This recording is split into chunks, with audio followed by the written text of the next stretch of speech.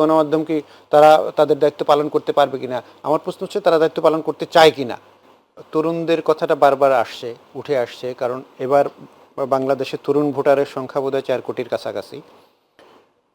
তো তরুণ ভোটাররা যারা এবার জুলাই বিপ্লবের সাথে এর বড় একটা অংশ জড়িত ছিল, তারা নতুন কিছু দেখতে চায় বাংলাদেশে আসলে। তো তরুণ ভোটারদের ভোট এইবার নির্বাচনের ফলাফলে একটি বড় ভূমিকা রাখবে বলে আমি মনে করি। তরুণ ভোটার, নারী ভোটার, তো এরা একটি বড় ভূমিকা রাখবে। সেটি কি নতুন কিছু দলকে দেখতে চায় না ব্যক্তিকে দেখতে চায়? প্রার্থী নতুন কোনো এরকম দেখতে চাইবে? আসলে এরকম কিছু জরিপ আসছে, তারা দলের ব্যাপারেও কথা আছে তাদের কাছে, আবার ব্যক্তি তারা বলেছে যে আমরা ব্যক্তি দেখব। এরকম দু ধরনের প্রশ্নই আছে, সেটা যেটাই দেখুক, যদি ব্যক্তি দেখেও ভোট দেয় এবং দল দেখেও ভোট দেয়, তাহলে রেজাল্ট ভিন্ন রকম হতে পারে।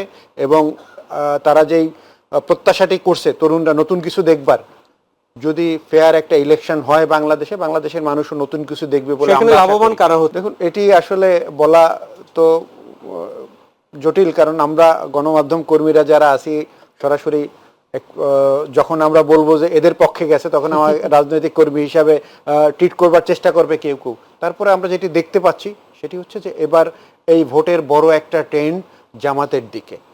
সুতরাং রেজাল্টটা আমার কাছে যেটা মনে হয়, কারণ সবাই রিক্সাওয়ালার কাছে জিজ্ঞেস করলে বললো যে আমরা তো অনেকগুলো 2-3টা দল দেখলাম, এবার নতুন একটা দেখি আমরা কি হয়। সুতরাং এই ধরনের একটা প্রবণতা এবার ভোটারদের মধ্যে, সাধারণ ভোটারদের মধ্যে যেমন আছে, এরপরে যারা দীর্ঘদিন এই রাজপথে ছিল, যে তরুণ ভোটার যারা, তারা একজন ভোট দেওয়ার ক্ষেত্রে দলীয়ভাবে কারা ফেয়ার, স্বচ্ছ, এরকম কিছু চিন্তা তাদের মাথায় রয়েছে। সুতরাং তারা এই করাপশন দেখতে চায় না। গণমাধ্যম কি তারা তাদের দায়িত্ব পালন করতে পারবে কিনা? আমার প্রশ্ন হচ্ছে তারা দায়িত্ব পালন করতে চায় কিনা। গণমাধ্যম পাওয়ারকে প্রশ্ন করা, এরপরে তাদের সঠিক ধারায় নিজেদেরকে চলা, নাকি তারা ক্ষমতার কাছাকাছি থাকতে চায় গণমাধ্যম মালিকরা, সেটার উপরে নির্ভর করতেছে, কারণ তার কিছু নমুনা আমরা দেখতে পেয়েছি। সুতরাং আমি বলবো যে গণমাধ্যমের জায়গায় থেকে দায়িত্ব পালন করা উচিত জনগণের, দেশের জনগণের জন্য।